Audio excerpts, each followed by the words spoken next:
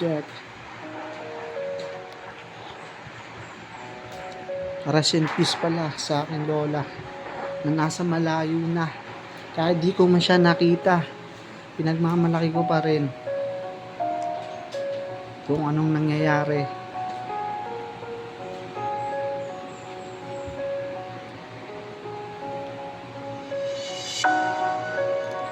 Rest in peace po sa inyo. Itong nasulat ko, simpleng sulat lang, pahiwatig para malaman.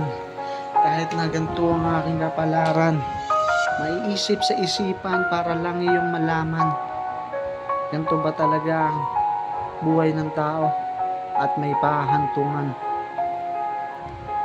So Lola, kamusta ka na pala? Kahit na isang sandali ay hindi tayo nagsama, kasi nga ulang tayo sa mga ebidensya. Yung sasabihin, ayun yung pera, wala kasi akong hihigit na pera. Pumupunta sa ibang lugar at eskwela, ako kasi yung batang nangangarap, pero binabaliwala yung pangarap. Kasi nga ako ay mag-isa pare, kahit nasabihin na iwan ng imahe. Salamat nga pala Lola, ikaw ang naging nanay ng nanay ko. Lola, salamat nga pala sa iyo. Binuhay mo ang nanay ko at ngayon binuhay na kami ng mga kapatid ko. Kahit watak-watak na kami ngayon, nasabihin nagkikita pa rin kami nun.